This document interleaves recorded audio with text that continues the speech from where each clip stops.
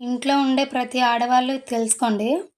మనకు వచ్చేదేం లేకపోయినా పోయేదైతే ఏముండదు. హాయ్ అండి. నేను మీ పల్లెటూరు కోడలు. ఇప్పుడు మనం కుట్టు మిషన్ గురించి తెలుసుకుందాము. దీనివల్ల ఎన్ని లాభాలున్నాయో కూడా తెలుసుకుందాము. 2020లో మనకు కరోనా వచ్చింది కదండీ! అప్పుడు కాలేజీలు లేవు. ఇంటికాడ టైం పాస్ అవ్వేది కాదు. ఖాళీగా ఉండి ఏటి చేస్తామని మా అమ్మకి మిషన్ కొనమన్నాను. ఎవరైనా కటింగు, స్టిచ్చింగ్ నేర్చుకొని మిషన్ కొంటారు. నేను ఏటి నేర్చుకోకుండానే మిషన్ కొనమన్నాను. మా అమ్మేమో మిషన్‌కి డబ్బులు లేవు. ముందు కటింగ్ నేర్చుకో మిషన్ కొంటాను అన్నది. మిషన్ ఉంటే ఈజీగా వచ్చేద్దమ్మా. ముందు నువ్వు మిషన్ కొను అన్నాను నేను. ఫస్ట్ హ్యాండ్‌లు కాకపోయినా సెకండ్ హ్యాండ్‌లైనా తీసుకో నేర్చుకోవడానికి బావుంటది అన్నాను. మా అమ్మ కూడా సెకండ్ హ్యాండ్‌లే కొన్నది. అప్పట్లో సెకండ్ హ్యాండ్‌లో మిషన్ 3000 అయింది. కత్తెరకి 300 మొత్తం 3300 అయింది. మిషన్ అయితే కొనేసాను గానీ, అప్పటికి మిషన్ తొక్కడం గూడా రాదు నాకు. నేను మిషన్ ముందుకు తొక్కుతుంటే అది రివర్స్‌లో తిరిగేది. ఆ మిషన్ కొన్నతను కూడా చెప్పాడు, "ఇలా కాదమ్మా ఇలాగా" అని. అయినా రాలేదు. మా అమ్మేమో "అతను ఎలా తొక్కుతున్నాడో చూడు.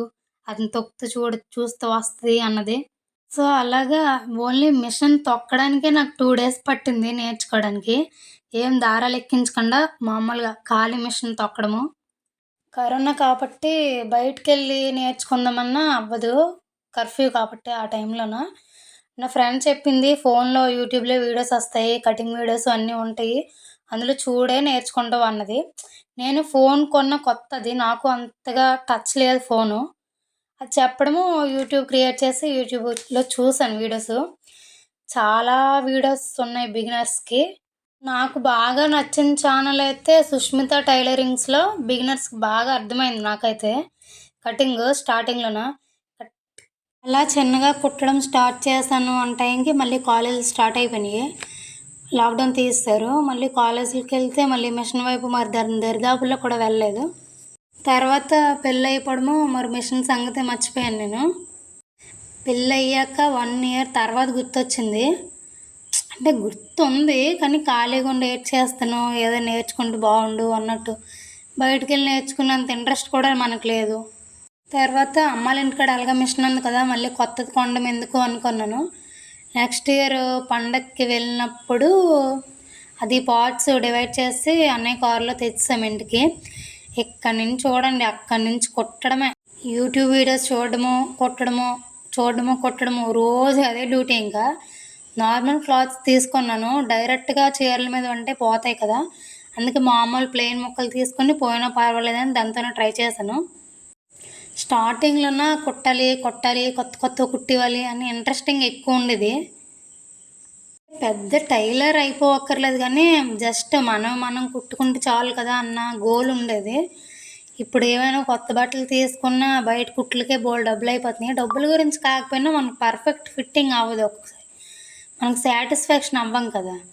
అప్పటికప్పుడు ఏదన్నా కుట్టాలన్నా మా ఇంట్లో మిషన్ లేకపోతే బయటికెళ్ళాలి. ఆళ్ళు కుడతారో కుట్టరో. పెళ్ళిళ్ళు అలాంటి సీజన్‌లోనైతే ఫుల్ బిజీగా ఉంటారు. చిన్న చిన్న కుట్లకైతే కుట్టమమ్మా మేము బిజీగా ఉన్నాము అంటారు. అలాంటప్పుడు మన ఇంట్లో మిషన్ ఉంటే మనకి యూజ్ అవుతది కదా! బయట కుట్టుకిచ్చినా చిన్న మోడల్ పెడితేనే బోలెడు మనీ పర్చేస్ చేస్తున్నారు. మనవి కుట్టుకొని, మన ఇంట్లో వాళ్ళు కుట్టుకొని, పిల్లలుంటే పిల్లలు కుట్టుకుంటే చాలు. దానివల్ల బోలెడు మనీ సేవ్ అవుతది. అలా నేర్చుకున్నాను యూట్యూబ్‌ని చూసని.